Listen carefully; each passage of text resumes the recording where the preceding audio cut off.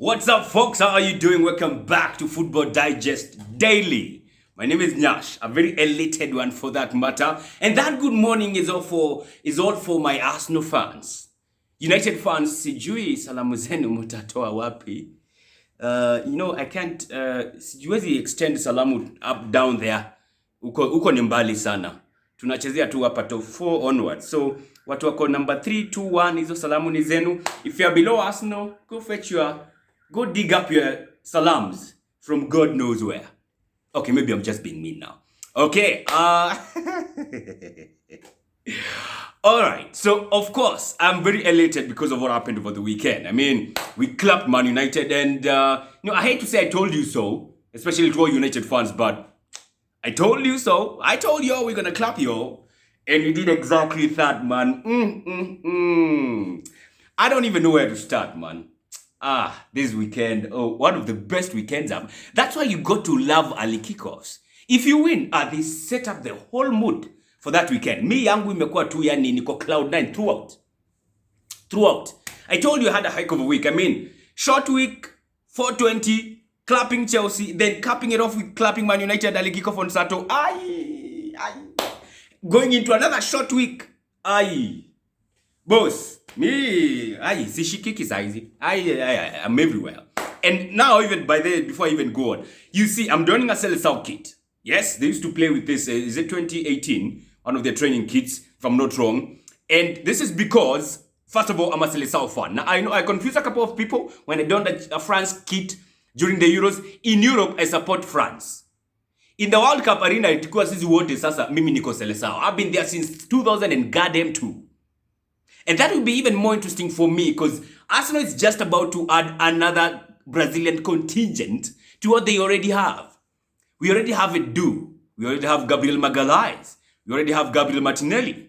And we might just about add another Gabriel. And this one is even better, Gabriel Jesus. Yesu anakuja Arsenal. Kahadi Yesu alifufuka juzi. Na already ashaanza kupiga hesabu za kukuja Arsenal. Wewe ni nani una oppose Arsenal? Who are you? Who do you pray for? Who do you pray to? If you pray to Jesus, he'll be at Arsenal next year. Next year, starting August. Next season. So, easy upuzi. Aye. And for those Arsenal fans, because there are quite a number who think, Gabriel Jesus to Arsenal, boss.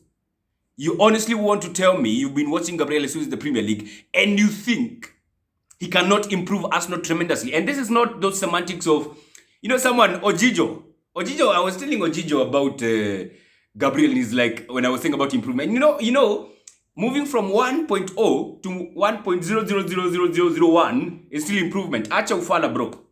See those kinds of improvement I'm talking about, man. You know exactly what I'm talking about. Gabriel has the technique. I think he has a better technique ability than Nunes. Yeah, he has aerial threat where he's not as tall as Osimhen, so they'll always drag in Osimhen there. He can score goals. I mean, inside the box, he's one of the best in the Premier League, honestly speaking.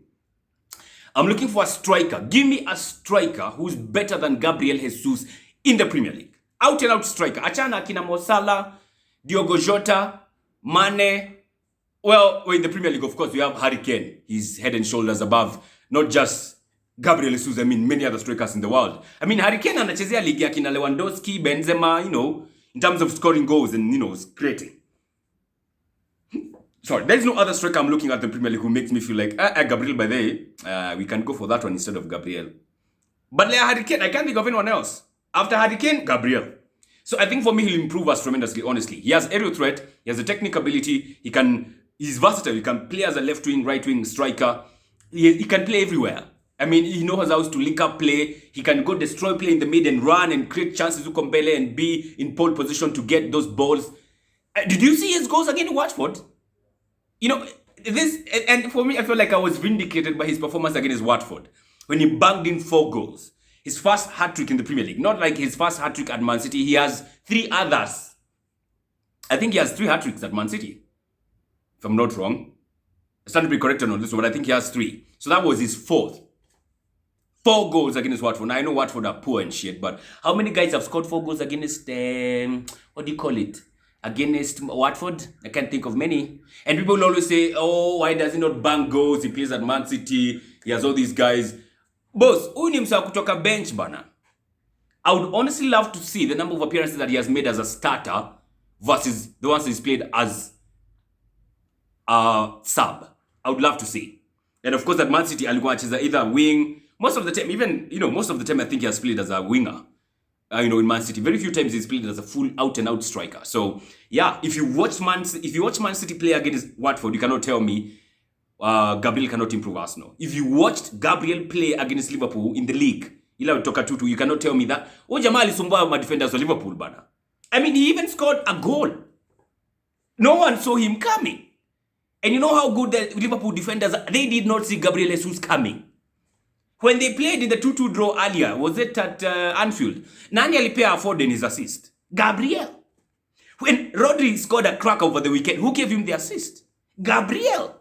This dude cannot only score, he can also assist. So for me niko head on, niko in vibaya with Gabriel Jesus. And then again, Premier League proven, just is a bonus to the kuongeza juju, and he has worked with the Teta. Not like he gives us a big mileage, but he has. So yeah. So let's wait and see. I mean, what's gonna happen? I think he's gonna come to Arsenal. Yeah, apparently in advanced negotiations with him. He's open to coming. We just have to agree a fee with Man City. That will not be hard.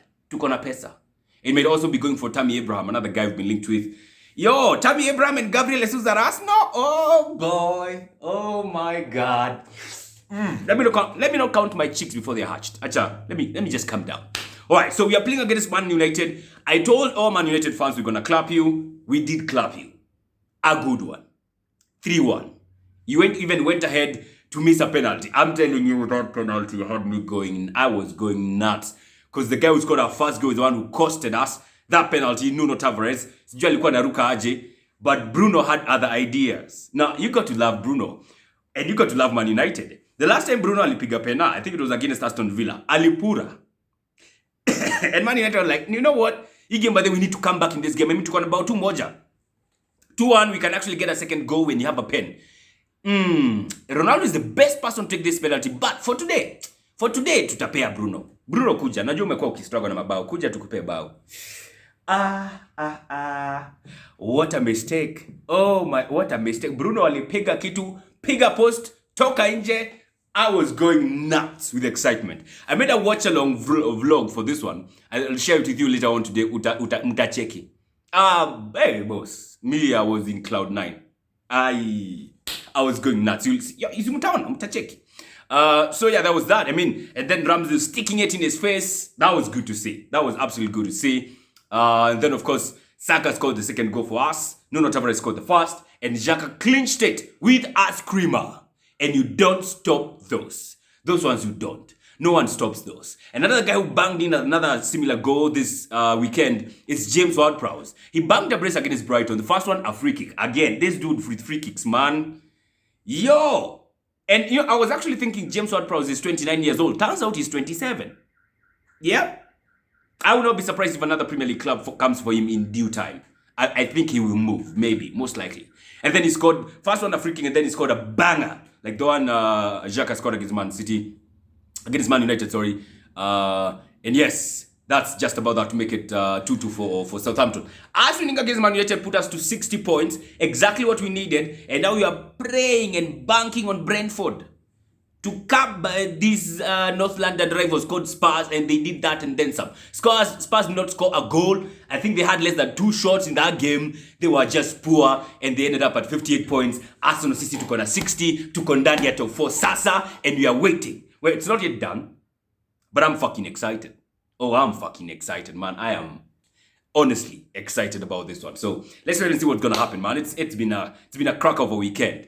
Elsewhere, in other leagues like Bundesliga, the league is gone. The Classic ended with a 3-1 or 4-1 win for Bayern Munic. And of course, if you're looking for an epitome of Farmers League, usiangalia mbali sana. League zishaisha already is on the Farmers League for you. I'm talking Bundesliga, the league is gone. We already know the champions. I'm talking about Ligue 1, the league is gone also. We already know the champions there. PSG drawing 1-1 with Lens.